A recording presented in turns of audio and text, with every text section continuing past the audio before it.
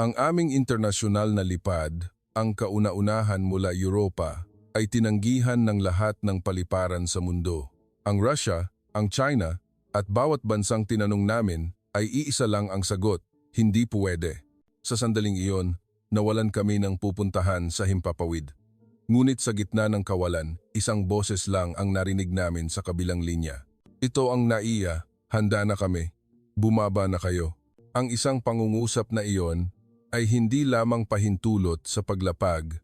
Sa gabing tinalikuran kami ng mundo, may nagpainit na ng runway, may naghanda na ng medical team at may tahimik na kumikilos, determinado na walang buhay ang masasayang. Nang gabing iyon, lumapag kami, hindi lang sa isang paliparan, kundi sa antas ng serbisyo ng isang buong bansa. Ngayon, sisimulan ko ang kwento kung bakit muling tumingin ang mundo sa Pilipinas pagkatapos ng gabing iyon. Kung naantig kayo sa kwentong ito at ipinagmamalaki ninyo ang Pilipinas, mag-iwan ng komento at i-like ang video na ito. Ang inyong suporta ang magbibigay lakas sa amin na itala ang ganitong mga kwento. Ako, si Ina, isa akong flight attendant na Taiwanese. Nakatala sa curriculum vitae ko ang numerong 13, 13 taon sa serbisyo. Napasukan ko ang lahat ng pangunahing ruta sa Europa.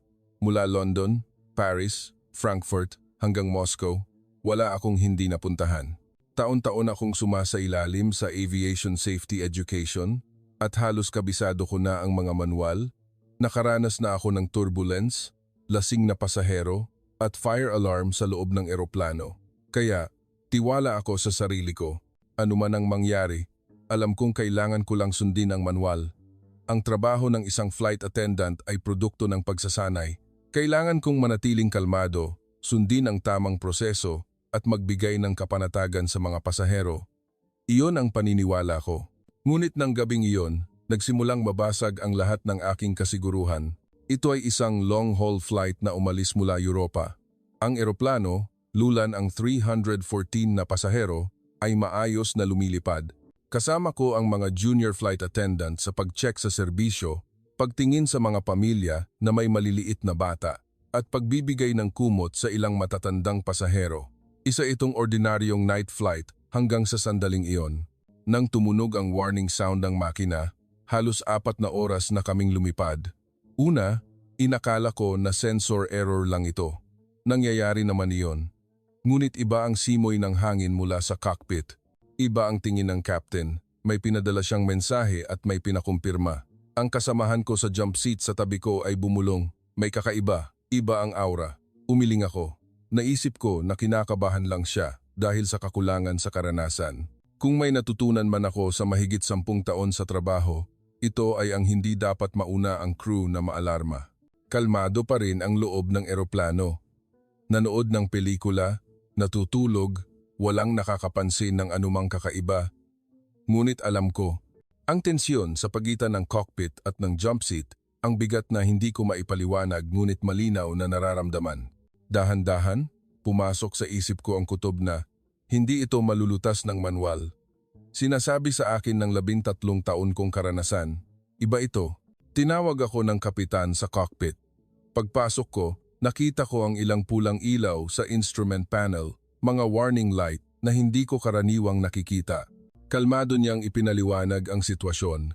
Isang makina ang nagpakita ng pagbaba ng lakas at ang backup system ay hindi rin matatag. Hindi kami agad-agad nababagsak, ngunit hindi namin maaaring ipagpatuloy ang lipad. Kailangan namin ng emergency landing. Tumango ako. Sinabihan ko ang sarili ko na kumilos lang ayon sa pagsasanay. Inayos ko sa isip ko ang sasabihin ko sa mga pasahero, inalala ang emergency procedure. Kaya ko, veterana ako, magiging okay ang lahat, paulit-ulit kong sinabi. Pero may kakaiba. Bakit nanginginig ang mga kamay ko? Bakit kailangan ko pang huminga ng malalim bago magsalita? Ang tiwala na itinayo ko sa loob ng 13 taon, ang mga pagsasanay na inulit ko ng daan-daang beses, bakit parang wala silang silbi sa sandaling ito? Paglabas ko ng cockpit, napagtanto ko, ang pagkakaroon ng maraming karanasan ay nangangahulugang naranasan mo na ang parehong sitwasyon ng maraming beses. Ngunit ang sandaling ito ay kauna-unahan, iba ito sa lahat ng sitwasyong naranasan ko. Oo, Nakatala sa manual ang emergency landing procedure, ngunit ang bigat ng pagdadala sa buhay ng mahigit 300 katao sa mataas na himpapawid na ito ay hindi kayang ipaliwanag ng mga letra. Pagbalik ko sa cabin, may isang pasahero na tumingala sa akin at nagtanong, "Ayos lang ba? Parang namumutla ka." Ngumiti ako at sumagot, "Ayos lang po. Malapit na po tayong magsimula ng drink service." Pero napansin kong medyo mataas ang boses ko kaysa sa karaniwan. Mula noon, may dahan-dahang gumuguho sa loob ko. Bago ko pindutin ang public address button, tumigil ako sandali. Ano ang sasabihin ko sa mga pasahero? Sasabihin ko ba ang totoo na may problema sa makina at emergency landing ang kailangan? O idadaan ko ba sa paligoy-ligoy na dadaanan lang namin ang pinakamalapit na paliparan? Sa loob ng maikling sandaling iyon, ang 13 taon ko sa propesyon ay nagpatigil sa akin. Hindi ako makapagdesisyon. Sa huli, pinili ko ang gitna. Dahil sa pag-check sa eroplano, inaasahan naming lalapag sa pinakamalapit na paliparan. Ito ay para sa kaligtasan, huwag po kayong mag-alala, sabi ko. Kalmado ang boses ko, maayos ang salita. Ngunit pagkatapos ng announcement, ramdam ko na basang-basa ng pawis ang palad ko. Nagsimula na ang cockpit na makipag-ugnayan sa pinakamalapit na paliparan. Nakaupo ako sa jump seat at nakikinig sa radio. Ang boses ng kapitan ay propesyonal pa rin. Ipinaliwanag niya ang sitwasyon, humingi ng pahintulot sa emergency landing at nagtanong kung anong suporta ang kailangan ayon sa proseso. Ayon sa manual, ang unang sumagot ay ang Russia. Ito ang pinakamalaking paliparan na malapit sa amin. Inakala ko na tatanggapin nila kami. Ayon sa International Aviation Convention, kailangan nilang magbigay ng tulong hanggat maaari sa oras ng emergency. Naghahanda na ako para sa isang buntong hininga ng kaluwagan, ngunit iba ang sagot. Kasulukuyan, may masamang panahon, kaya limitado ang paggamit ng runway. Mahirap tumanggap ng karagdagang emergency. Magalang ang boses. May nuance ng paghingi ng paumanhin, ngunit iyon lang, masamang panahon, limitasyon sa runway, at pagtanggi. Wala man lang inialok na alternatibong solusyon. Tumingin ako sa labas ng bintana. Maaliwalas ang panahon. Walang ulap sa langit. Siyempre, naiintindihan ko na maaaring iba ang panahon sa panig ng Russia. Ngunit may kakaibang tanong na pumasok sa isip ko. Talaga bang dahil sa panahon? O ayaw lang nila kaming tanggapin? Agad na nagsimula ang kapitan sa ikalawang pag-ugnay. Ngayon, ang China, Shanghai, isang hub airport na isa sa pinakamalaki sa Asia. May pag-asa ako na dito, hindi kami tatanggihan. Hindi ko namalayang nakakuyom na pala ang kamao ko. Imposible ang emergency landing sa gabi. Kailangan ng security procedure at prior approval. Ngayon, mas malamig na ang boses. Walang paliwanag. Minimal na salita. Ang boses na naglilista ng security procedure at prior approval ay parang robot. Ang katotohanan na may problema kami sa makina at nakalutang kami sa himpapawid na may mahigit 300 katao, walang damdamin ang boses na iyon. Ipinaliwanag ulit ng kapitan ang kritikal na sitwasyon. Ngunit pareho pa rin ang sagot. Imposible dahil sa proseso. Maghanap ng ibang paliparan. Nang maputol ang radio, naramdaman ko ang katahimikan sa loob ng cockpit. Mabigat na katahimikan. Sa sandaling iyon, napagtanto ko sa unang pagkakataon, ang pangalan na international flight, ang pangako na aviation convention, ang salita na emergency mas mahina pala kaysa sa inaakala ko. Sa harap ng patakaran, ang buhay ay isa lamang numero, 314 na katao. Problema sa engine power, natitirang gasolina. Isa kaming case na kailangang lutasin, hindi mga tao na kailangang iligtas. Ang pangatlong pagsubok ay sa Southeast Asia, Bangkok, Singapore, Kuala Lumpur. Sunod-sunod na nakipag-ugnayan ang kapitan. Ngunit pareho ang resulta. Sabi ng isa, may facility check. Sabi ng iba, kulang sa receiving staff. May nagtanggi ng tuluyan dahil sa safety issues. Pasensya na po. Imposible po ang paglapag. Sa bawat pag-ulit ng mga salitang iyon, may kakaibang pakiramdam akong naramdaman. Ang salitang pasensya ay hindi man lang naging pasensya. Napakadali nilang tanggihan kami. Parang pagtanggi sa customer dahil full na ang restaurant o walang reservation sa hotel. Ganoon kadali at normal kaming tinanggihan. Wala pa ring nakakaalam sa loob ng eroplano. Payapa pa rin ang mga pasahero, may natutulog, may nakikinig sa earphones. Ngumiti sa akin ang isang bata na dumaan sa pasilyo. Ngumiti rin ako, ngunit ramdam ko ang paghigpit ng mga kalamnan sa mukha ko. Lumapit sa akin ang isang junior flight attendant at bumulong, "Ayos lang po ba? May napagdesisyonan na po bang paliparan?" Tumango ako. "Malapit na. Huwag kang mag-alala," sagot ko. Ngunit hindi ko alam kung gaano kataas ang boses ko. Nagsasalita ako ng mga salitang hindi ko na rin pinaniniwalaan. Ang first officer na nag-check sa fuel system ay tahimik na nagsabi, "Mayroon pa tayong 1.5 hours. Ibig sabihin, 1.5 oras na lang ang natitira sa amin. Kung hindi kami makakalapag sa loob ng panahong iyon, wala na kaming pagpipilian."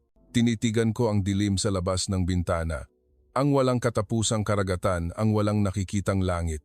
Napagtanto ko, wala na kaming tagapagtanggol. Ang pangalan na international flight ay isang ilusyon.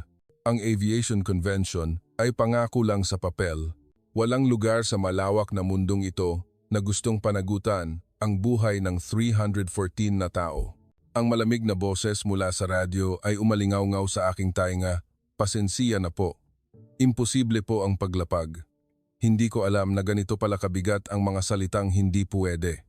Ang panonood sa pagbaba ng numero ng gasolina ay isang malupit na karanasan. 1 oras at 20 minuto, 1 oras at 10 minuto, 55 minuto. Habang lumilipas ang oras, paliit ng paliit ang range namin. Palayo ng palayo ang gilid ng bilog at isa-isang nawawala ang mga pagpipilian. Hindi na nagsasalita ang kapitan. Ang first officer ay nagko-compute lang sa calculator. Nakatayo lang ako at nakikinig sa tunog na iyon, walang magawa. Doon, nagsimulang magbago ang loob ng eroplano. Sa simula, banayad lang. 1-2 pasahero ang tumitingin sa orasan at napapakunot ang noo. Napansin nila na masyadong matagal na ang lipad. Maya-maya, may ilang pumindot na ng call button. Nagtanong sila kung kailan kami darating. At bakit matagal na? Ngumiti ako at ipinaliwanag na inayos lang namin ang ruta dahil sa airflow problem. Maghintay lang ng kaunti at may announcement na. Hindi ito kasinungalingan, ngunit hindi ko rin sinabi ang lahat. Tumango ang mga pasahero, ngunit hindi sila tumingin ng diretso sa aking mga mata. Ibig sabihin, hindi sila naniniwala. May bata na nagsimulang umiyak sa kabilang pasilyo. Tinatahan ng ina, ngunit walang silbi. Nang umalingaw-ngaw ang iyak ng bata, nagising ang mga natutulog isa-isa. Nagbago ang kapaligiran. Ang pakiramdam na may mali, ang hindi maipaliwanag na kaba, ay nagsimulang dumaloy sa hangin. Sumenyas ako sa mga junior flight attendant. Maglibot sila sa kani-kanilang area at panatagin ang mga pasahero. Mamigay ng tubig, ng kumot o kahit snack kung kailangan. Kailangan naming gumawa ng kahit ano. Kailangan naming ipakita na maayos pa ang lahat. Dahil kung makikita ng mga tao ang crew na kalmado, iisipin nila na ayos pa rin. Nang sandaling iyon, bumukas ang pinto ng cockpit. Tinawag ulit ako ng kapitan. Sa mukha niya, alam kong hindi ito magandang balita. Lumunok ako at pumasok. Ang mga pulang ilaw sa instrument panel ay nandoon pa rin. At mas bumaba na ang numero ng gasolina. Nagladlad ng mapa ang first officer. Ipinakita niya ang mga paliparan na kaya pa naming abutin mula sa kasalukuyan naming lokasyon. Ilang tuldok na lang ang natira sa loob ng bilog. At karamihan dito ay maliliit na paliparan o paliparan na tumanggi na sa amin. Bumuntong hininga ang kapitan. Sa unang pagkakataon, nagpakita siya ng pagod. Maingat na may itinuro ang first officer sa mapa. Isang tuldok, tiningnan ko ang lugar. NAIA, Ninoy Aquino International Airport, Manila, Pilipinas. Kaya pa naming abutin base sa distansya. Ang pasilidad ay malaki, kaya hindi dapat maging problema. Ngunit may kakaiba. Bakit ngayon lang lumabas ang pangalan na iyan? Tumingin sa akin ang kapitan, humihingi ng opinyon. Hindi ako makasagot. Sa totoo lang, magulo ang isip ko. Ano ang alam ko tungkol sa Pilipinas? Ang pangalan ng Maynila, ang Pinoy pop na musika, at ilang malabong imahe. Mabilis na umuunlad. Mataas ang technology pero kasabay noon, may usap-usapan din na traffic, congested, at complicated ang bureaucracy. Ganoon din sa NAIA.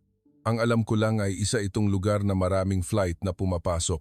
Narinig ko sa mga kasamahan ko na mahirap daw ang Pilipinas. Pagdating sa emergency maraming tao, mabagal ang proseso at mahirap makipag-ugnayan. May nagsabi pa na unstable daw ang sistema lalo na sa gabi. May basehan ba ang impormasyon na yon? Hindi, karamihan ay chismis lang. Hindi ko naman ito naranasan o kinumpirma, ngunit nakatanim na ito sa isip ko. Ang Pilipinas ay ang last option. Ang lugar na iisipin mo lang kapag wala na talagang ibang mapuntahan. Ganoon ang pananaw ko. Ngunit ngayon, wala na talagang ibang pagpipilian. Tumanggi ang Russia, tumanggi ang China, sarado ang mga paliparan sa Southeast Asia. Pilipinas na lang ang natitira sa loob ng bilog sa mapa. Base sa distansya at oras, ito na ang huli. Subukan natin, sabi ko.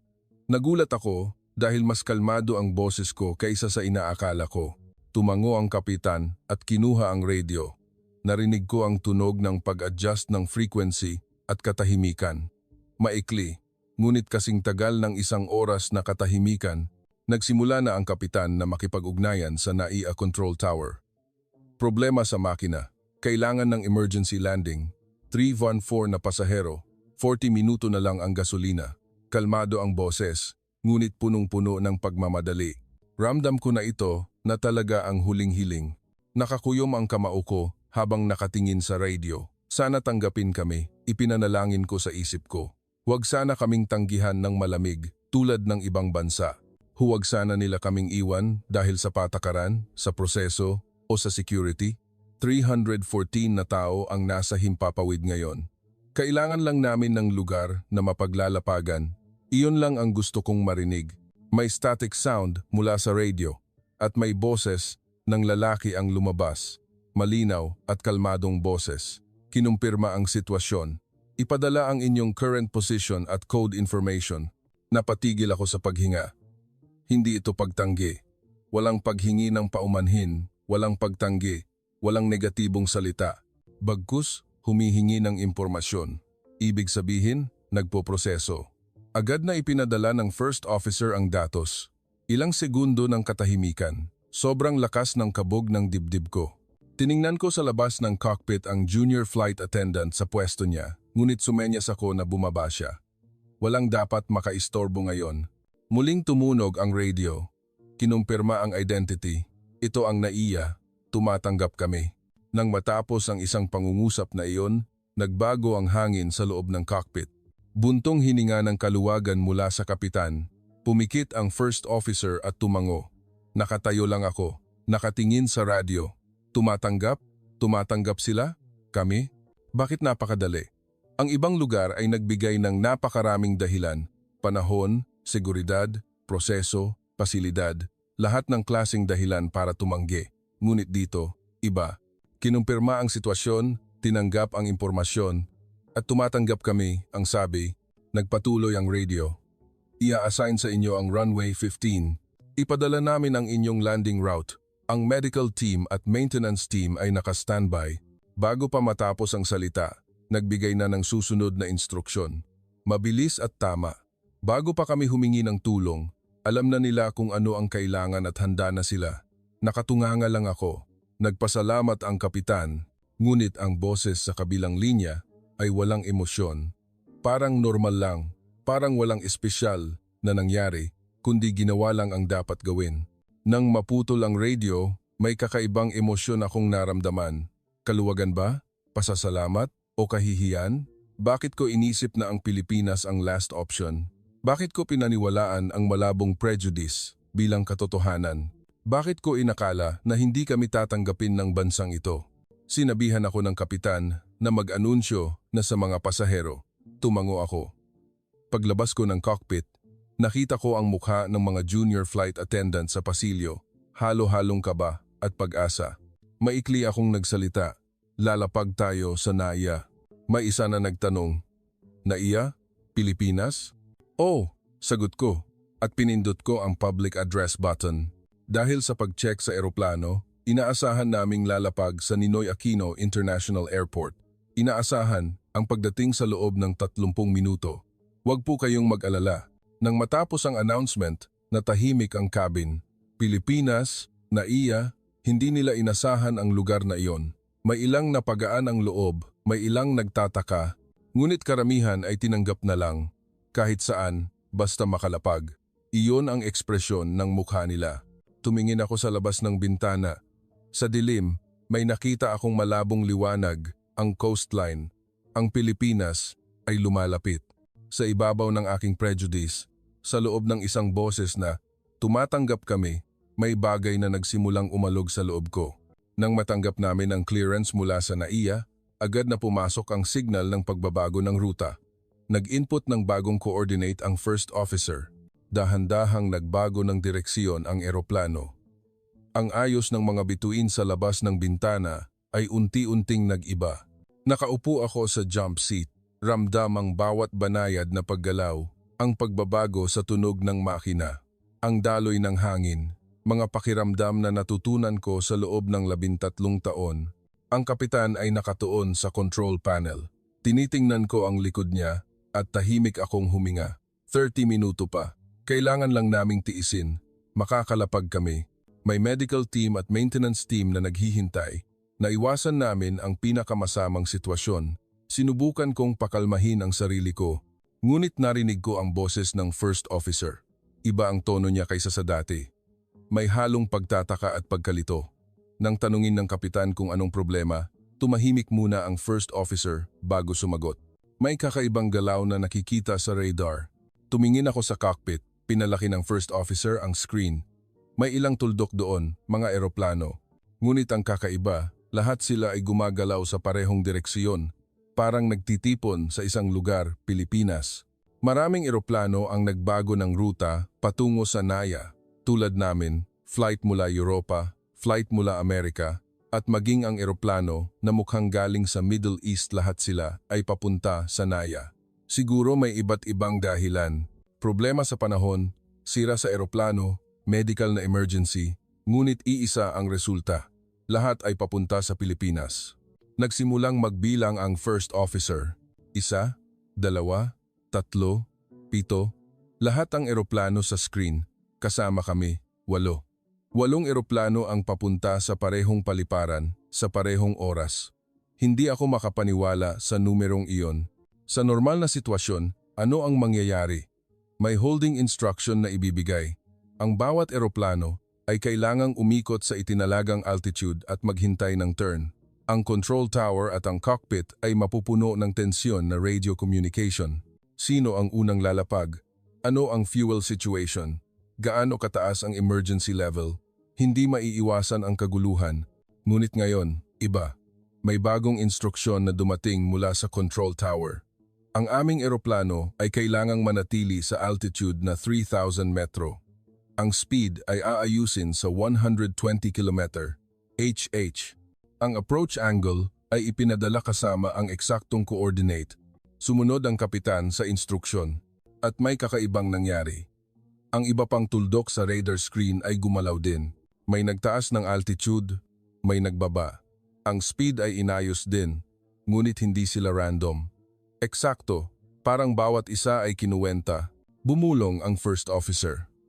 Ano ang pinapanood natin? Paano ito nangyayari? Iyon din ang iniisip ko. 8 eroplano ang sabay-sabay na papunta sa isang paliparan, ngunit walang banggaan, walang holding instruction, walang kaguluhan. Bagkus, naging maayos ang lahat. Ang boses ng control tower ay kalmado pa rin. Nagbigay sila ng eksaktong time slot sa bawat eroplano. Ang landing sequence ay itinalaga sa 3 minutong pagitan. Sa sandaling dumampi ang gulong ng isang eroplano sa runway, ang susunod ay nasa final approach na, at ang susunod pa ay naghahanda na para bumaba. Tumingin ako sa labas ng bintana. Sa dilim, may nakita akong malabong liwanag, ang likod ng ibang eroplano. Malayo, ngunit malinaw na nakita. Lumilipad sila sa parehong direksyon, papunta sa parehong destinasyon. Nag-check ang kapitan sa radio. Ilang turn na po kami? Mabilis na sumagot ang control tower. 5 po. May 4 na nauna at susundan ninyo sila. Sinabi pa nila ang eksaktong oras ng inaasahang paglapag. Nag-compute ang first officer. Sabi niya, kung 3 minutong pagitan, 24 minuto ang kailangan para makalapag ang lahat. 8 eroplano ang lalapag sa loob ng 24 minuto. Sa normal na paliparan, aabutin ito ng 1 oras. Hindi ako makapaniwala. Posible ba talaga ito? 8 eroplano na may iba't ibang laki, bilis at emergency situation. Sabay-sabay na ipoproseso. Sa gabi, sa isang paliparan, bumulong ang kapitan habang nakatingin sa control screen. Hindi ko alam kung paghanga ba o pagtataka. Wala ring sinabi ang first officer. Nakatitig lang kami sa screen. Ang mga tuldok ay gumagalaw ng eksakto, walang nagbabanggaan. Naglalakbay sa pinakamaikling ruta. Parang may nag-aayos sa kanila mula sa itaas. Ang alignment ay perpekto. Lumapag ang unang eroplano. May confirmation signal mula sa control tower. Clear na ang runway. Pumasok na ang susunod. Agad na nagsimulang bumaba ang ikalawa. Eksaktong 3 minuto pagkatapos, landing ng ikalawa. Sumunod ang ikatlo. Tiningnan ko ang orasan. Gumagalaw ang second hand. Tick, tock, tick, tock. Mekanikal at eksaktong ritmo. Kasabay ng ritmo na iyon, isa-isang bumababa ang mga eroplano. Parang conveyor belt sa pabrika. Hindi, mas maselan. Dahil buhay ang hinahawakan. Lumapag na ang ika-4 na eroplano. Kami na ang turn. Dumating ang final approach clearance mula sa control tower. Hinawakan ng kapitan ang control column.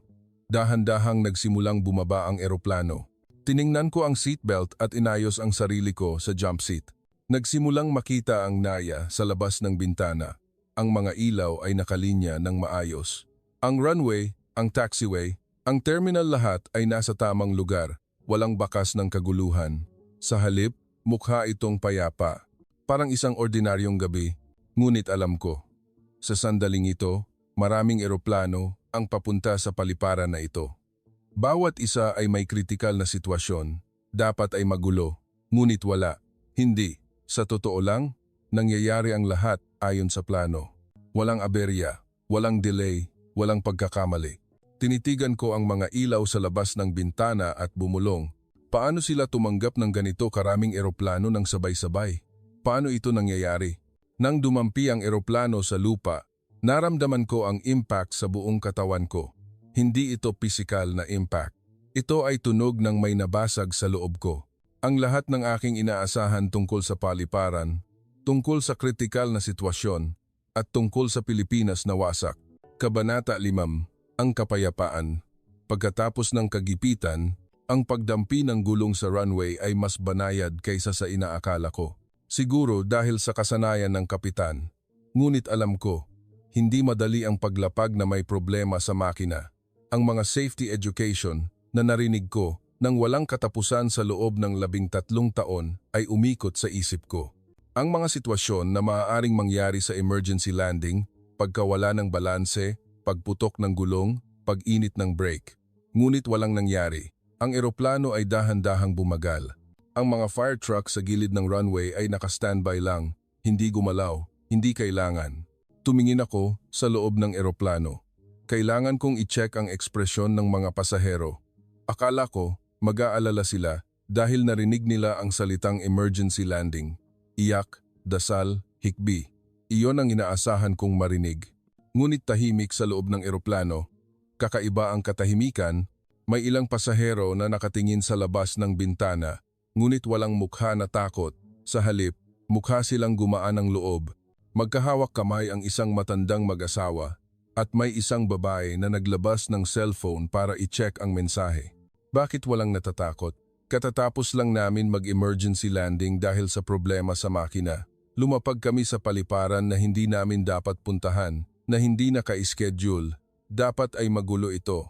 Pagkatapos ng announcement ng kapitan na ligtas kaming nakalapag, pumalakpak ang mga pasahero, maikli at mahinhin na palakpak. Sumabay ako. Ngunit may kakaibang pakiramdam sa sulok ng puso ko. Kung may natutunan man ako sa 13 taon ko sa propesyon, ito ay ang krisis ay sumusunod sa isang partikular na pattern. Tensiyon, takot, kaguluhan, at kaluwagan. May order iyon. Ngunit ngayon, nilaktawan ang lahat at dumiretso sa kaluwagan. Habang gumagalaw ang eroplano patungo sa gate, Tiningnan ko ang loob ng paliparan mula sa bintana.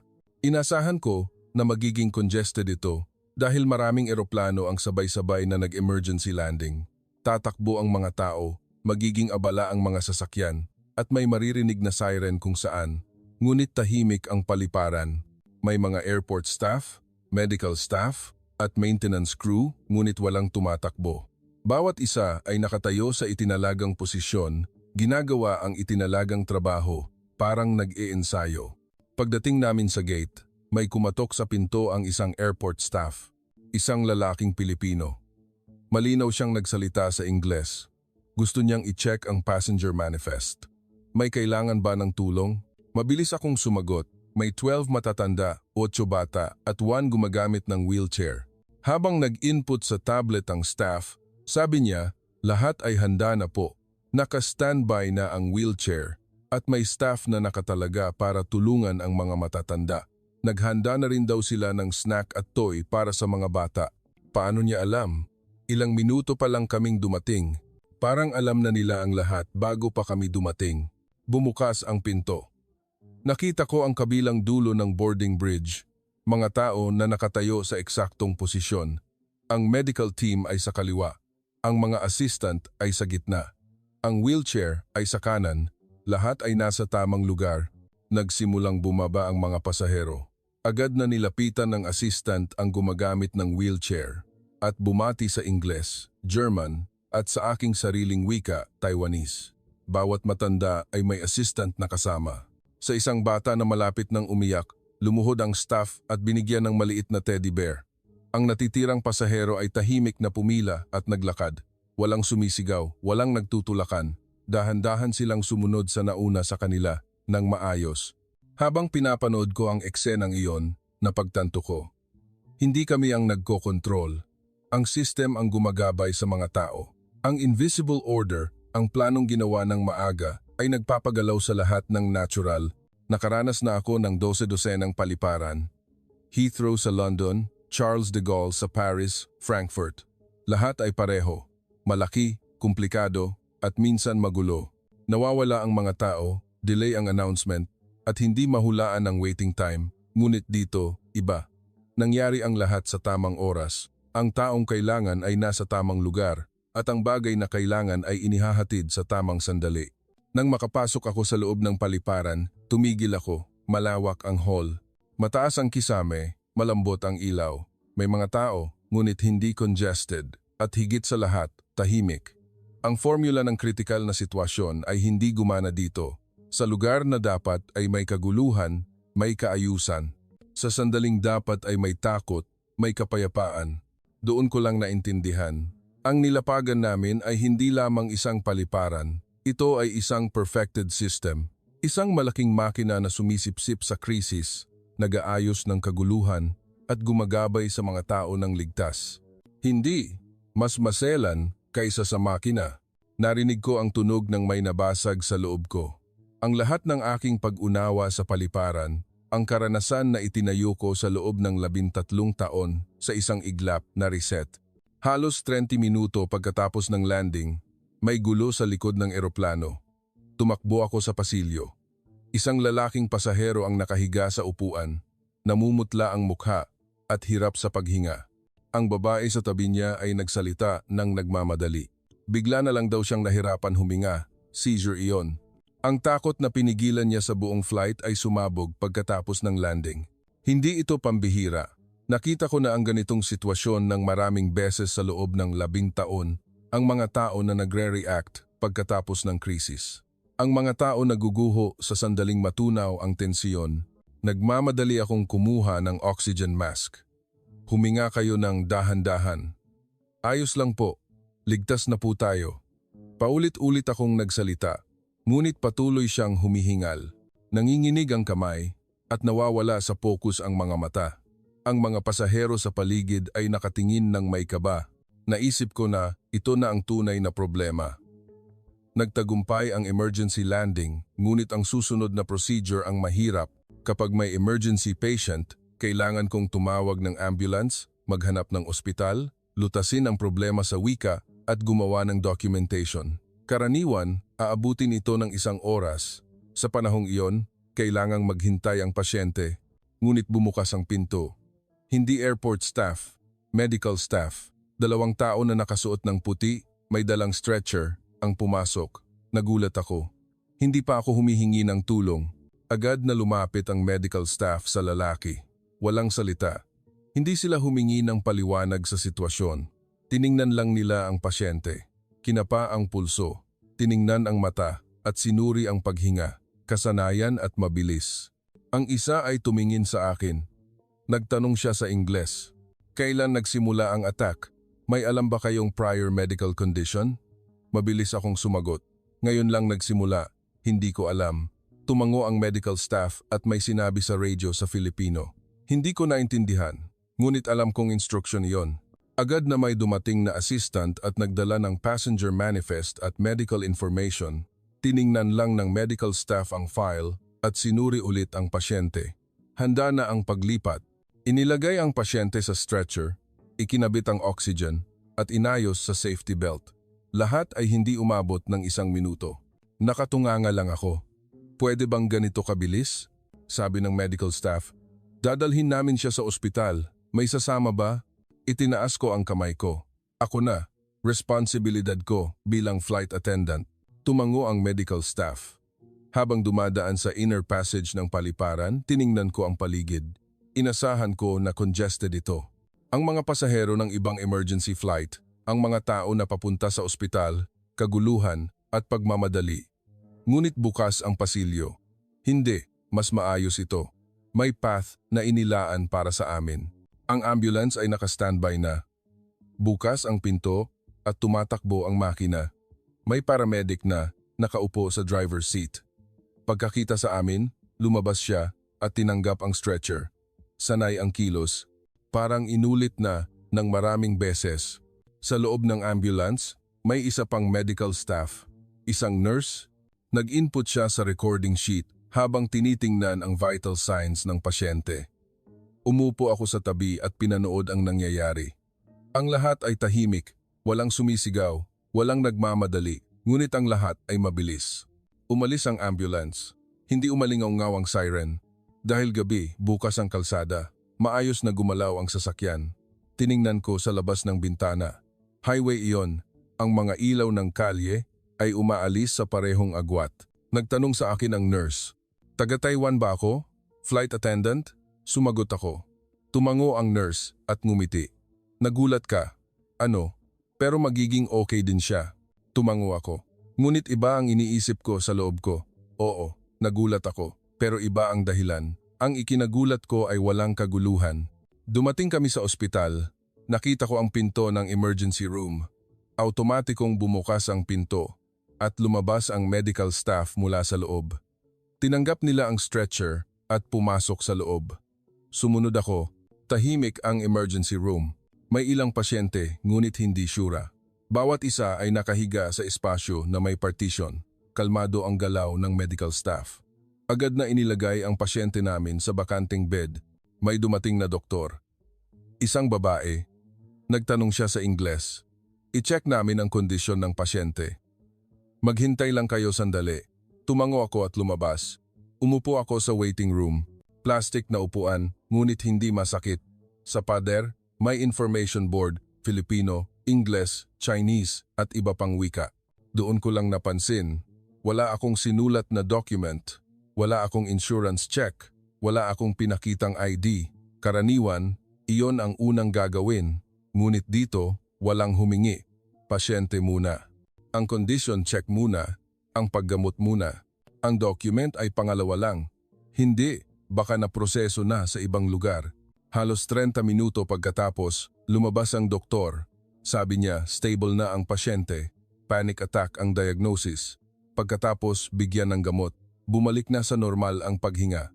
Mag-observe lang kami overnight at makaka-discharge na siya bukas ng umaga. Bumuntong hininga ako. Idinagdag ng doktor, may ilang crew din na dumating kagabi. Parehong symptoms. Extreme stress reaction. Pero huwag kang mag-alala. Gumagaling na sila. Nagtanong ako, nasaan ang ibang crew?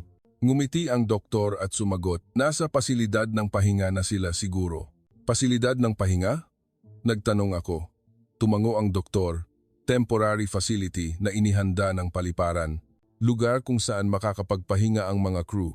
Pagkatapos mong makumpirma ang pasyente, maaari ka na ring pumunta.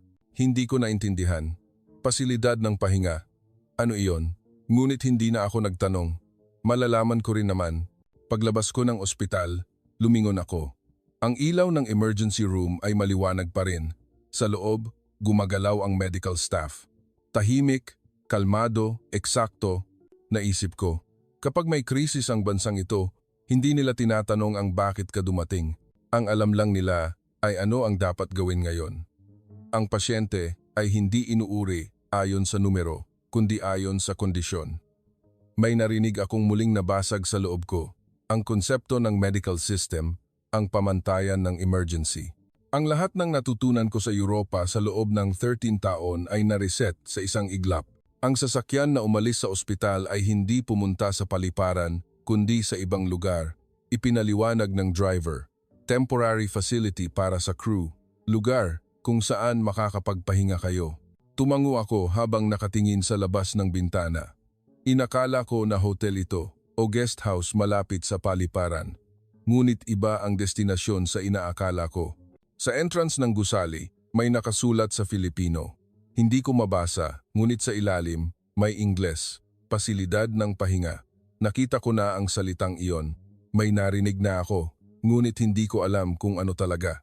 Pagpasok sa loob, naramdaman ko ang mainit na hangin. Sinabihan kami na magtanggal ng sapatos. Nagulat ako. Tatanggal ng sapatos? Dito? Ngunit ang mga kasamahan ko na naunang pumasok ay nagtanggal na ng sapatos. Sumunod ako. Naglagay ako ng bagahe at kumuha ng simpleng damit. Maluwag na damit na gawa sa cotton. Hindi ito uniform. Komportableng damit. Sinabihan kaming magpalit. Pumasok ako sa changing room at dahan-dahang tinanggal ang uniform. Damit na sinuot ko sa loob ng 3 taon. Sa pagsusuot nito, naging flight attendant ako. Nagkaroon ng responsibilidad, pinanatili ang tensyon, at kailangang laging nakangiti.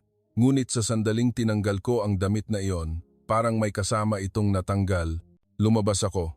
Malawak ang espasyo. Malinis at mainit ang sahig. Hindi, mainit talaga. Sabi nila, floor heating daw. Hindi ko ito nakita sa Europa. Ang mga kasamahan ko ay nakahiga na. Wala silang sinasabi. Nakahiga lang at nakatingin sa kisame. Naghanap din ako ng bakanteng lugar at dahan-dahang humiga. Binalutan ako ng mainit na sahig sa likod ko. Sa una, masyadong mainit, gusto kong tumayo. Ngunit dahan-dahan, nasanay ako. Ang init ay dumaloy sa loob ng katawan ko. Ang mga kalamnan na namuo ay nagsimulang lumuwag. Balikat, bewang, binti. Lahat ng bahagi na nanigas sa matagal na tensiyon ay dahan-dahang nagpahinga. Lumapit ang staff, binigyan ako ng tubig at sinabihan na inumin ng dahan-dahan. Mainit na salabat, ginger tea. Kakaiba ang lasa, ngunit hindi masama. Sa halip, dumaan sa lalamunan at pinainit ang katawan ko. Tiningnan ko ang paligid. May iba pang tao, mga Pilipino, pamilya, magkasintahan, kaibigan. Bawat isa ay nakahiga o nakaupo ng komportable. Tahimik na nag-uusap, nagbabasa ng libro, o nakapikit lang, kakaibang lugar. Hindi hotel, hindi spa, hindi rin ospital. Hindi ko alam kung paano ito tatawagin, ngunit sigurado ako na nagpapahinga ang mga tao dito. Nagpapahinga talaga. Muling lumapit ang staff. Binigyan ako ng snack. Mainit na pandesal at kape. Tinanggap ko ito at nagsimulang kumain. Kailan ko huling nakain ang ganitong simpleng pagkain? Hindi ko na matandaan. Habang kumakain ng pandesal, napagtanto ko. Walang humihingi ng kahit ano sa akin. Ngumiti ka, umayos ka, mag-ingat sa salita. Walang sinabi ang kahit sino. Dito, isa lang akong tao, hindi isang flight attendant. Tumulo ang luha ko. Hindi ko maipaliwanag kung bakit ako umiiyak. Hindi dahil malungkot o masaya. Umiyak lang ako. Tahimik, dahan-dahan. Hinawakan ng kasamahan ko na nakahiga sa tabi ko ang kamay ko. Wala siyang sinabi, ngunit sapat na iyon. Ilang oras ang lumipas. Tumayo ako at lumabas. Gusto kong lumanghap ng hangin. Sa labas ng gusali, madilim pa rin. Bago magbukang liwayway, Nakita ko ang mga bituin sa langit. Sa malayo, may nakita akong liwanag. NAIA. Hindi kalayuan mula rito. Tinitigan ko ang liwanag na iyon. Maliwanag ito kahit gabi. Hindi namamatay na liwanag. Hindi ito walking distance. Ngunit gusto kong makita. Tumawag ako ng taxi. Sinabihan ko ang driver na dalhin ako sa viewing deck ng paliparan.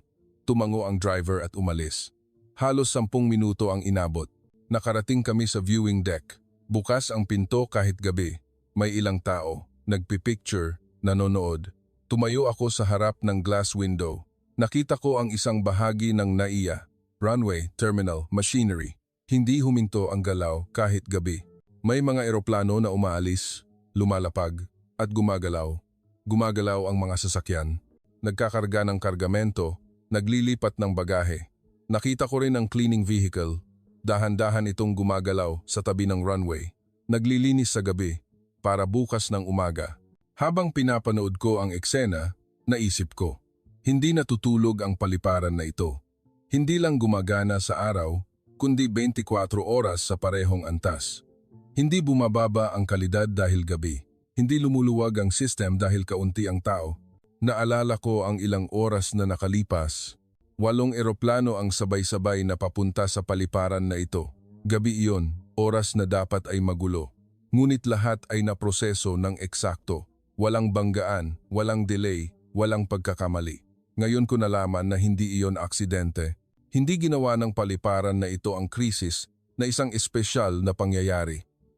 Tinanggap lang nila ito bilang isang trabaho na kailangang gawin. Dahil handa sila, palagi, may bagay na tuluyang nagiba sa isip ko.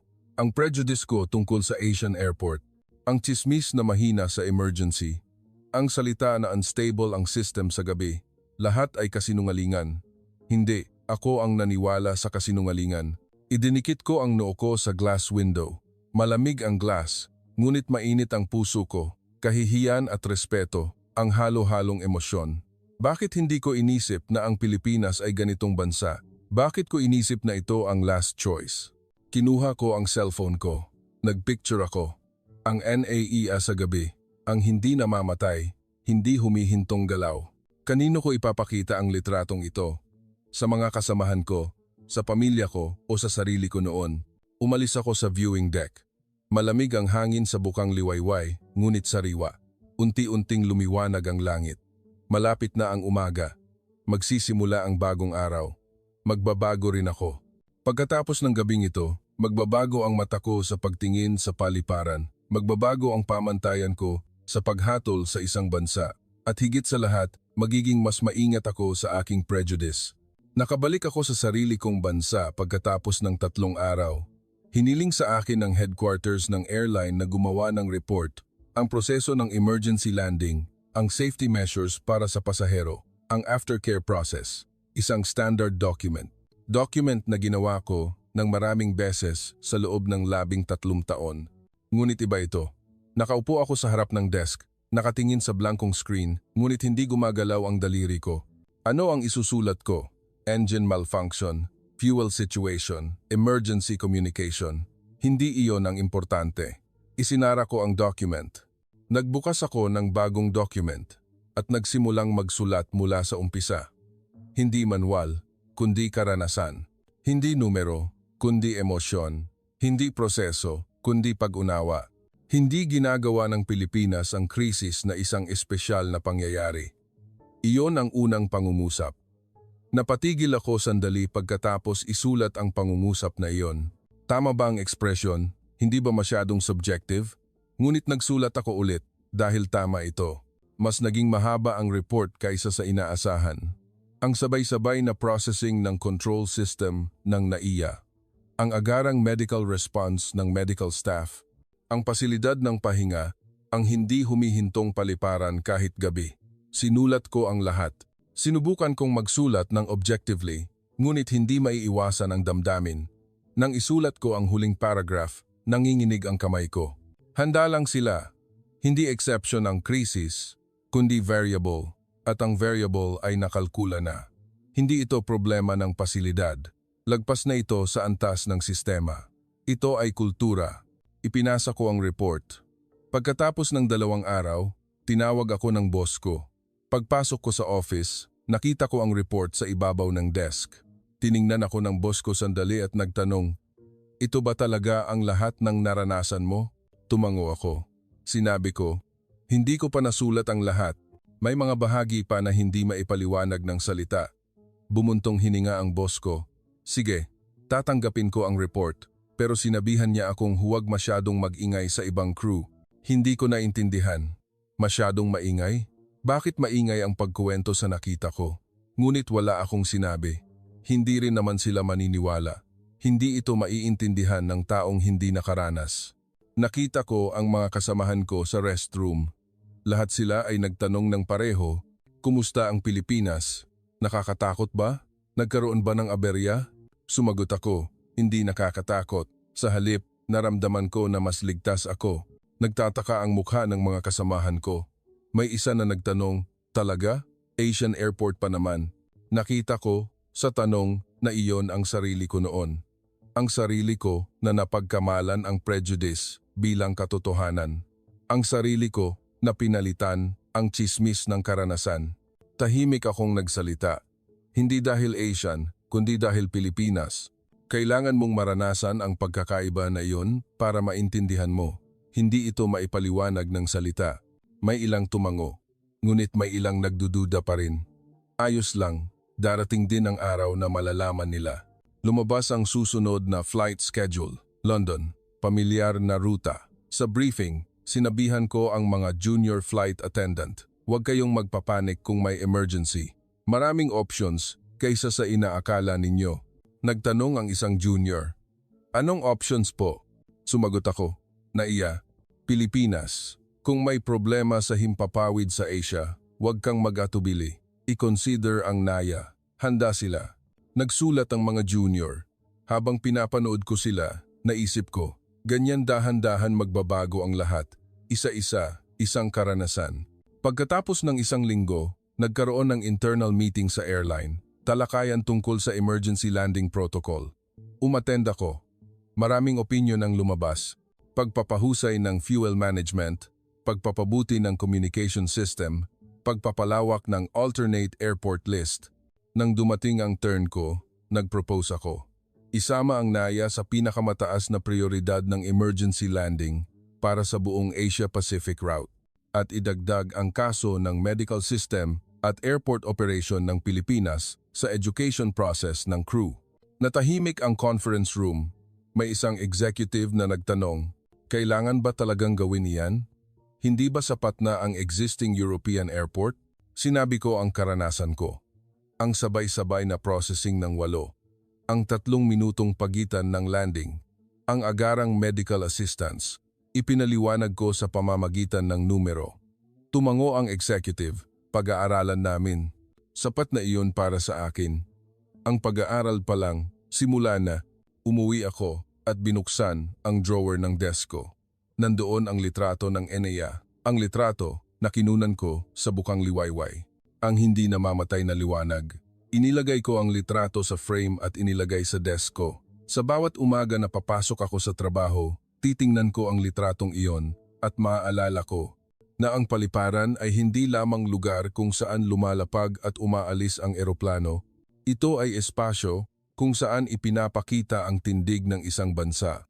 Ito ay lugar kung saan nagkakatawang tao ang philosophy sa krisis. 1 buwan ang lumipas. Nagkaroon ako ng pagkakataon na magpresenta sa European Aviation Safety Forum, sharing ng emergency landing case.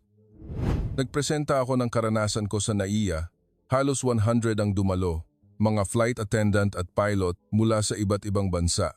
Pagkatapos ng presentation, sunod-sunod ang tanong, "Talaga bang 8 ang sabay-sabay na pinroseso? Walang kaguluhan? Bakit ganoon kabilis ang medical staff?" Sinagot ko isa-isa. At sa huli, idinagdag ko, "Kung may dumating na susunod na krisis, ang mundo ay muling hahanapin ang Pilipinas." Pumalakpak.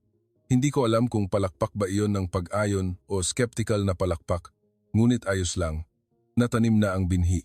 Nang gabing iyon, tumingin ako sa labas ng bintana mula sa hotel room, gabi sa Paris. Ang Eiffel Tower ay nagniningning.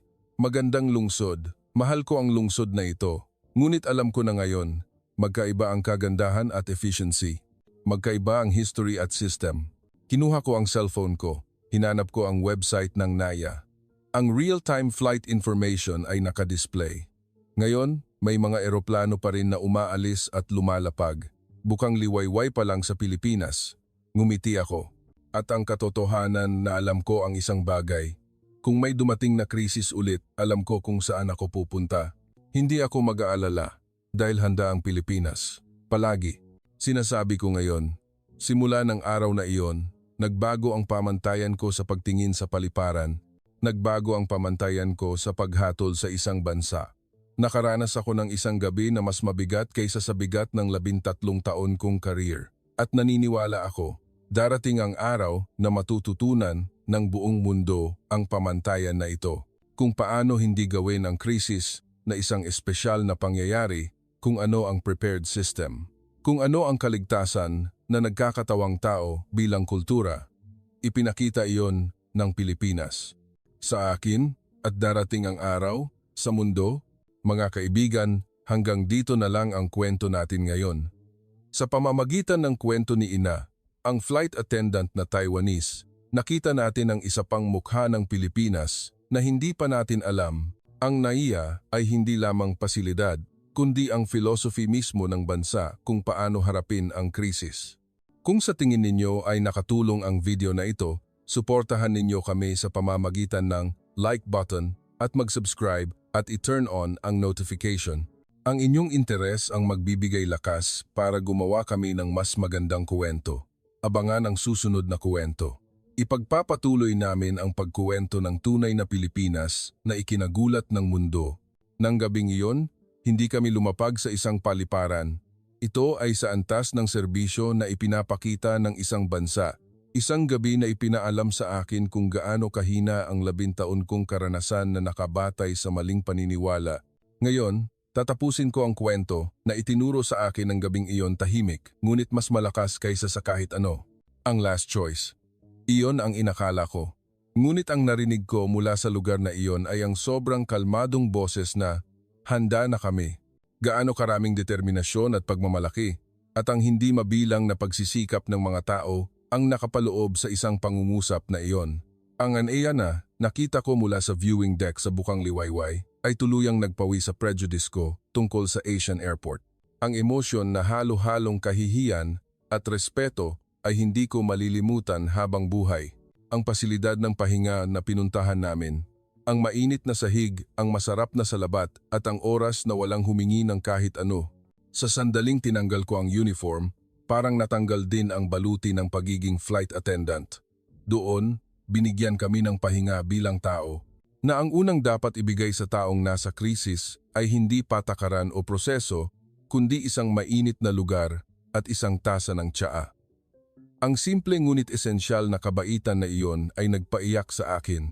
Ang tunay na lakas ay hindi sa pagsigaw o sa pagpapakita ng isang espesyal na bagay. Ito ay nasa katahimikan. Gumagana ang system na parang normal. Nagtutulungan ang mga tao na parang normal. Pinoprotektahan ang kaligtasan na parang normal. Ipinakita ng NAIA ng gabing iyon ang tahimik na lakas na iyon.